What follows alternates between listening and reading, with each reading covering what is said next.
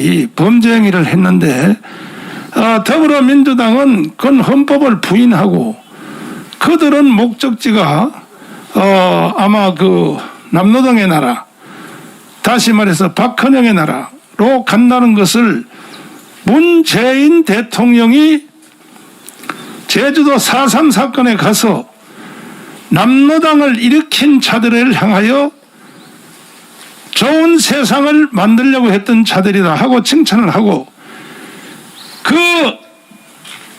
무장 폭동을 일으킨 김달삼, 바로 이덕구, 그런 사람들에게 대해서는 칭찬을 했을 뿐 아니라 반대로 제주도 무장 폭력을 진압했던, 또 진압하기 위해서 순국하셨던 경찰관, 국군 172명에 대해서는 국가 폭력을 행사한 사람이다 라고 말을 하면서 경찰청장을 직접 데려와서 옆에 세워놓고 제주도 4.3 사건을 진압한 행위에 대해서 국민들 앞에 사과를 시켰습니다. 또 국방부 장관을 데려와서 옆에 세워놓고 제주도 4.3 사건을 진압한 사건에 대해서 역사 앞에 사과하라고 했습니다.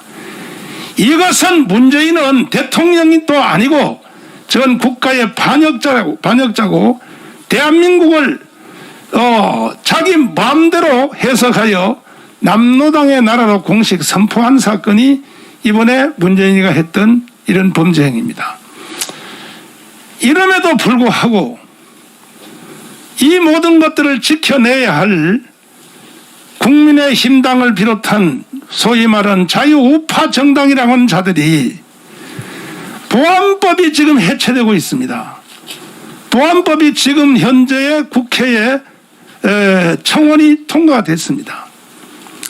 반드시 우리가 나서지 아니하면 보안법은 해체될 것으로 보입니다. 그 보안법이 왜 중요하냐? 보안법은 대한민국을 지키는 마지막 보루요. 그리고 헌법을 개헌하기 위해서 국회의장이 주도돼서 지금 심도 있게 진행이 되고 있습니다. 여기에는 바로 국민의힘 정당도 함께하고 있는데, 내각제 개헌. 자, 저들이 왜 내각제 개헌을 가지고 국민의힘 정당과 함께 개헌에 대해서 하고 있느냐? 내각제로 말 안 하면 개헌 자체에 대해서 언급을 안 하려고 하니까 여기에 말려 들어갔습니다. 국민의힘 정당이. 그러니까 내각제 개헌은 출발은 똑같은 것 같이 보이지만 서로가 생각은 다릅니다. 일단은 더불어민주당 쪽에서는 개헌 자체에 대해서 물꼬를 일단 트워보자. 그 내각제 개헌도 좋다 하는 쪽으로 가지만 그들의 목적지는 바로 연방제 개헌입니다. 연방제 개헌을 가려고 저렇게 하는 것이고, 이쪽은 저 또 하나의 범죄 집단인 국민의힘 정당은 왜 내각제 개헌으로 가려고 하느냐? 그것은 그동안에 그쪽에서 정치 노름을 하여 이제 거의 원로가 되신, 예를 들어서 김무성 또 이인재 뭐 등등 그런 분들은 현행 헌법으로는 대통령 못하거든요. 안 되거든. 실력도 안 되고. 그러니까 내각제 개헌해서 내각제로 만들면 수상이 되니까. 그럼 수상은 아시다시피 뭐 한 달에 한 번씩 바꿔도 되고 6개월에 한 번씩 바꿔도 되고, 내각제 하면. 그 다음에 최소한 1년에 한 번씩 바꾸면 앞에 적체되어 있던 대통령 병 걸린 사람들, 나이 많은 영감들, 할아버지들을 다 대통령 한 번씩 3개월이라도 해서 은퇴시키고, 이따위 범죄 행위를 누가 하느냐 하면은 국민의힘 정당이 그렇게 하고 있다는 것입니다. 그러면 여러분 한번 수일기를 해보십시오. 존경하는 국민 여러분, 만약에 제주도 4.3 사건에서 그때 제주도 4.3 사건을 진압한 행위에 대해서 국군과 경찰이 진압을 안 했으면 어떻게 됐겠습니까? 해답은 딱 나오게 되어 있습니다. 오랜 연구 책 읽을 필요도 없습니다. 제주도 4.3 사건을 진압을 안 했으면, 기자 여러분, 누가 이게 한번 대답을 해 주십시오. 만약에 그때 1948년 4월 3일 날 국군과 경찰이 제주도 4.3 사건을 진압을 안 했으면 오늘날 제주도와 대한민국이 어떻게 되었는가에 대해서 누가 한번 대답 한번 해주세요. 없습니까? 아직 이해가 잘 안 됐습니까? 아니 그때 진압을 안 했으면, 제주도 4.3 사건을 진압 안 했으면 오늘날 대한민국이 어떻게 됐겠냐, 이 질문입니다. 공산화되고 시작했습니다. 제주도부터 이 서울까지 다 영향을 받습니다. 일단은 제주도는 바로 공산화 바로 된 것이고, 그 다음은 전라남도가 바로 공산화될 것이고, 수도권으로 와서 대한민국 전체가 공산주의 국가로 그때 갈 수밖에 없는 것이 제주도 4.3 사건을 진압하느냐 안 하느냐 하는 거에 따라서 그렇게 결정이 됐는데, 진압을 했기 때문에 오늘날 대한민국이 지켜진 것인데, 이걸 가르쳐 지금 문재인 씨는 제주도 4.3 사건 진압한 걸 그렇게 원통하게 생각하여 경찰청장, 국방부 장관을 데려와서 사과를 시키는 이따위 범죄 행위를 함에도 불구하고 저 국민의힘 정당이라고 하는 저들이 거기에 대해서 하나도 저항하지도 않고 오히려 개헌을 가지고 같이 공작을 하고 있다면, 대한민국은 건국 후에 또 한 번의 선택을 강요받고 있습니다. 자, 이승만 대통령이 건국 후, 해방 후에 들어와서 우리는 두 가지 선택을 강요받았다고 했습니다. 첫째는 사람을 누가 선택할래? 김일성이냐 이승만이냐 선택하라 이거지. 그런데 우리나라 5천만 년 역사에, 5천년 역사에, 반만년 역사에 우리 대한민국 국민들이 가장 5천년 동안 선택을 잘한 사건이 뭐냐?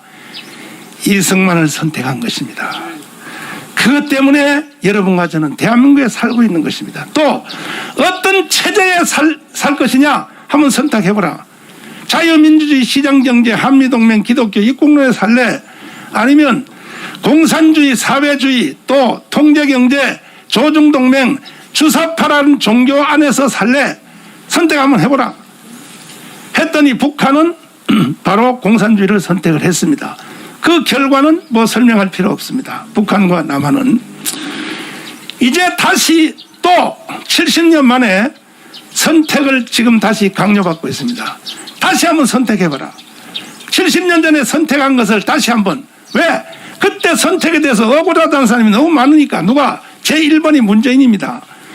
그러면 국민 여러분, 다시 한번 선택하라는 것을 강요를 지금 받고 있는 것입니다. 어떤 세상을 우리는 선택해야 되나요? 저 대한민국을 해체하고 연방제를 통하여 북한으로 가는 것을 선택해야 되나요? 보안법을 철폐하고 내각제 개헌을 해서 대한민국을 해체하고 결국 북한으로 가는 70년 만에 리턴 매치가 이루어졌는데, 여기에 대한 강요를 받고 있습니다. 그럼에도 불구하고 70년 전에 선택했던 그 선택을 지켜내야 할 자유우파 정당인 저 여의도에 있는 국민의힘 정당이 오히려 저들과 함께 짝짝꿍이 되어서 대한민국 전체에 대한 범죄 행위에 참여하고 있으므로, 우리 대한민국을 사랑하고 70년 동안 대한민국을 지켜온 우리 자유우파 국민들은 더 이상 용납할 수 없기 때문에, 그 분노가 하늘을 찌르고 있기 때문에 그들의 분노를 우리가 담아내기 위해서 국민혁명당을 창당을 했습니다. 오늘은 이제 그러면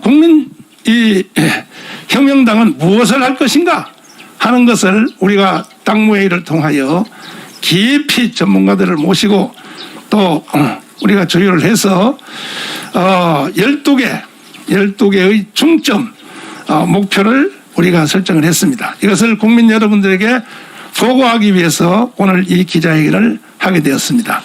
이제 더 디테일한 것은 실무자들이 나오셔서 정말 이 국민혁명당이 필요한 것인가, 무슨 짓을 하려고 한 것인가, 50개 정당 중에 또 하나의 정당을 만들어서 갈라치기를 해서 오히려 돌아오는 대선에서 이것이 또 어두운 부정적인 일을 하려고 하는 것인가 하는 전반적인 사항에 대해서 여러분들이 잘 한번 들어주시고 이따가 우리 담당자 설명이 끝난 뒤에 우리 기자 여러분들하고 함께 짧게 또 질문해서 공개 토론까지 해서 과연 만약에 이름에도 불구하고 나라가 망해서 또 연방제 법을 만들어서 문재인이가 선언한 대로 이제 주사파 정당, 주사파가 아니라 남노당의 이 나라로 선포한 것을 우리는 좋다, 괜찮다, 뭐 보안법 해체하고 내각제 개헌해서 그렇게 국민 다수가 원한다면 저는 이 당 해체하겠습니다. 할 수 없죠. 그럼 난 미국으로 이민 가겠습니다. 난 포기하겠습니다. 안 그렇다면 여러분들이 이 일에 대하여 함께 협력해 주시고 도와주시기를 바랍니다. 존경하는 국민 여러분, 지금부터 이루어지는 이 설명을 잘 들어주시고 여러분들이 또 한 번 70년 만에 새로운 선택을 여러분이 해 주시기를 부탁드립니다. 감사합니다.